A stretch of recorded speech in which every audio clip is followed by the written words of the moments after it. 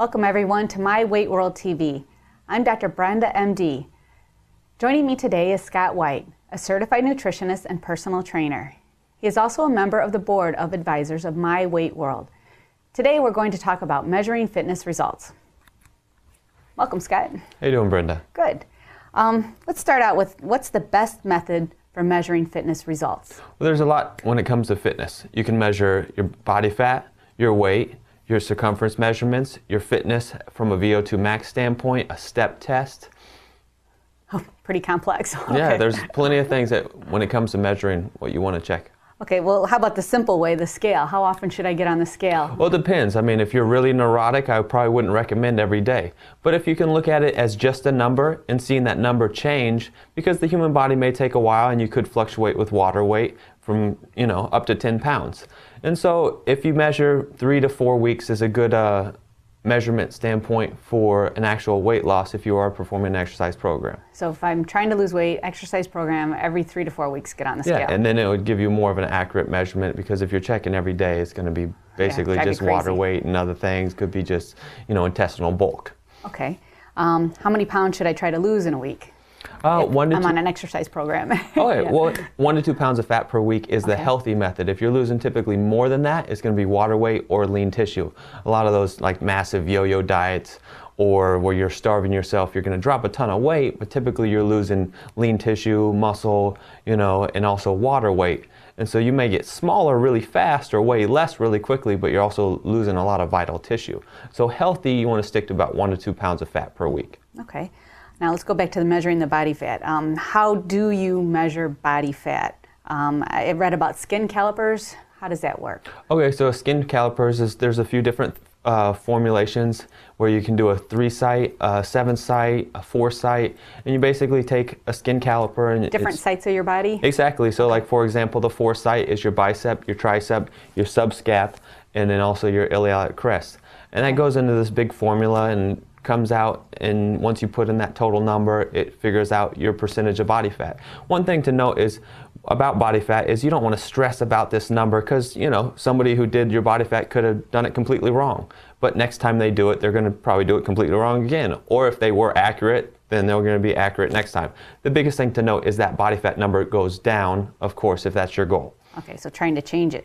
Well, what is bioelectrical impedance? Bioelectrical impedance is where they basically put this, or you stand on a scale, or they'll hook electrodes up to you, and it will measure basically, but it measures your body fat, but you want to do it first thing in the morning on an empty stomach, because water weight can throw it off. It's not the best and most accurate way to measure, but if that's your only form, then you got to make sure to do it standard every morning, empty stomach. And so it gives you at least as best of an accurate measurement as it can.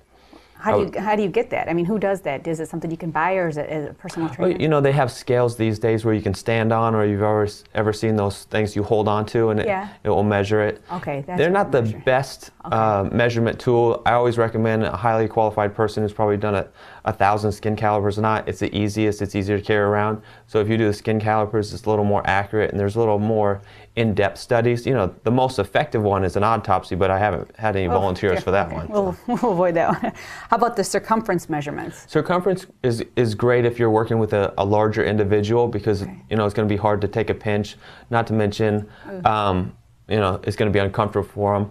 Typically on a very large individual, I wouldn't even recommend doing body fat, but if you need a measurement tool, you just do circumference measurements, and then in that formula will come out with a percentage of body fat. Okay. But I would highly... It's just a tape measure then? Exactly, okay, exactly. So, okay, and then what about the DEXA scan? DEXA is this new scan. It's basically, it does some of radiation, but it will measure it'll split your body apart in quadrants, and it will say how much fat here. It's probably the most accurate of all of them, besides of course the autopsy. Right. But again, I wouldn't recommend that. Right. And so who has DEXA? DEXA it just depends. Some medical professionals may carry DEXAs, or certain facilities may have it. It's this large thing you can lay in, and it just will scan the whole body and gives you a lot of different measurements. Okay, so maybe just doing the skin calipers, bioelectrical impedance, and the circumference measurements.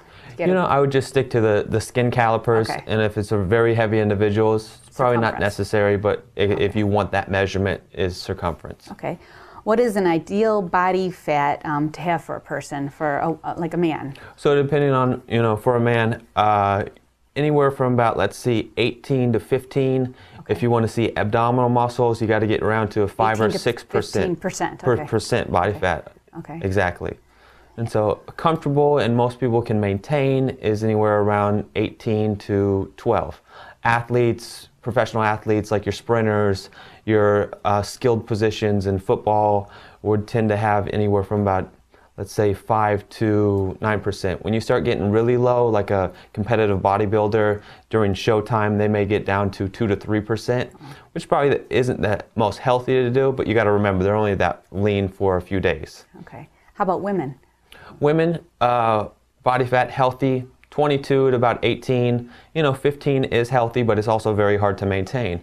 Anytime a woman goes below 12%, you risk the chance of losing your menstrual cycle and getting amenorrhea. And so you want to make sure you stay healthy. Exactly. Keep your body fat at a healthy level so you are going to be healthy and fit, as opposed to just being super ripped and looking the part. Right.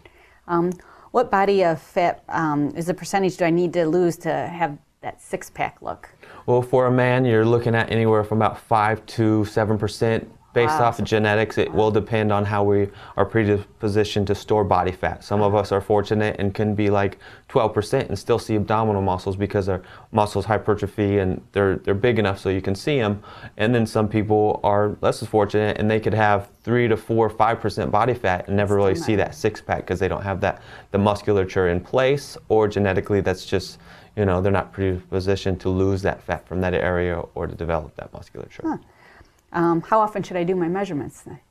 Again, about 3 to 4 Same weeks. As the scale. Exactly. Okay. So you give your body time to make changes. Right. You don't want to just do it every week because the body, it takes a while for things to happen. Everyone, we want instantaneous results, but it does take time for a body to make changes.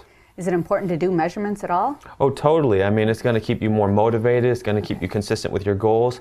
It gives you something that you can test. So if you're getting in better shape and you're losing inches, it's going to show you, because a lot of times we may feel with our own psyche and it's like, well, I have my fat days and I have my skinny days. But the numbers will never lie to you. If you always do the measurements in a standardized way, you're going to get either less inches or more inches, and that should give you what you need to know to make adjustments to your training program. Okay. Does muscle, this is a typical question, muscle does it really weigh more than fat? Well, this is my favorite question because no, it doesn't. I mean, 1 pound of feathers weighs the same pound as 1 pound of marbles, right? That's great. So, fat and muscle, they weigh the same. 1 pound is 1 pound. Right. But there is a difference between the size it takes up on your body. So 5 pounds of muscle takes about, maybe a softball on your body, where 5 pounds of fat takes up like a small child, a considerable amount of more space. So if you have 5 pounds of fat on your body, you're going to be much larger as opposed to 5 pounds of muscle. But still 5 pounds is 5 pounds. So, muscle and fat do not weigh a different amount. What are some great ways to measure fitness results? So there's plenty of ways to measure, like you have your VO2 max test, which is a cardiovascular test where you hop on a treadmill and you're hooked up and it measures your respiratory exchange, it measures your O2 and your CO2 production, and it basically will show you what based off of your VO2 max, it will give you how much oxygen you're pushing yourself and how much CO2. So it measures the fitness level. For example, like a superb male or an excellent male is around like 45, 48, and then like Lance Armstrong does like a 70 or an 80. So he's just off the charts. And based off of their measurements, you can figure out how good a shape you are and based off of VO2 max. But a personal trainer or has even to a do sub-max that. test. It is done in laboratories at research institutes, and so a qualified person that has to know how to do a metabolic test. A very simple way to do somebody's cardiovascular is have them hop on a treadmill, see how fast they run a mile in, or have them do 30 minutes at a constant pace, see how long they last, or a step test for 30 minutes, how many times they can do, or push-ups, how many repetitions they can do. And there's all different tests out there, the military standards and based off of push-ups and sit-ups or, a mile run. And that can give you a good indication of your cardiovascular fitness. How about your strength fitness? Strength, it varies from individual. So if you want to, very common one is bench press. For example, the NFL Combine, they do a 225-pound bench press, as many reps as you can. To make it more realistic to most people, you could just do the bar, depending on your fitness level, or push-ups is very easy. How many push-ups you can do on your knees, or how many push-ups you can do on a regular push-up, or what they considered men push-ups. All right. I'm the woman push-up type. Well, I think anybody should be able to do push-ups. Okay. So, I mean, it doesn't have to really I like it on men the knees, or women. It's better. How about flexibility? How do you measure Flexibility, there's a sit and reach test. There's a simple one where you lean forward and you put your arms as far as possible, and it can measure your flexibility. Typically, that's measuring your hamstrings, your lower back. Also, I mean, a simple one is go to yoga class.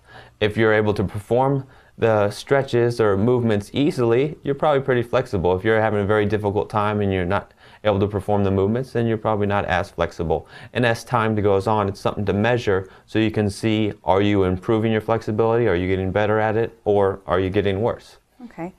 So we're talking about all these measurements. I mean, overall, is it important to keep measurements, part of your fitness routine? I mean, having a personal trainer measuring these things? Yes. If you don't have somebody measuring them, or if you're not measuring yourself, you're kind of like shooting in the dark. You have no clue if you're going to get results or not. We make minor changes. A 1 inch isn't that noticeable within our bodies. I mean, if you measure around your So you don't even know waist, you're improving. You're doing all this great exercise. You don't know you're improving. You're not getting the positive feedback. So then maybe you'll stop. Completely. I mean, you should be motivated. So every time, and you also should set goals. So say if you lose 2 inches overall your whole body, you buy yourself a new outfit, or you get to go to your favorite restaurant. And hopefully you still eat healthy, but you make good choices. And so you consistently hit more and more goals. And so that measurement gives you that standardization of what you can achieve and where you're moving towards or away from. Right. Oh, thank you. That's great. Thank you, Brenda. And thanks for joining us. Please tune in again to My Weight World TV so we can help you reach your goals with our community. I'm Dr. Brenda, MD, and thanks for watching.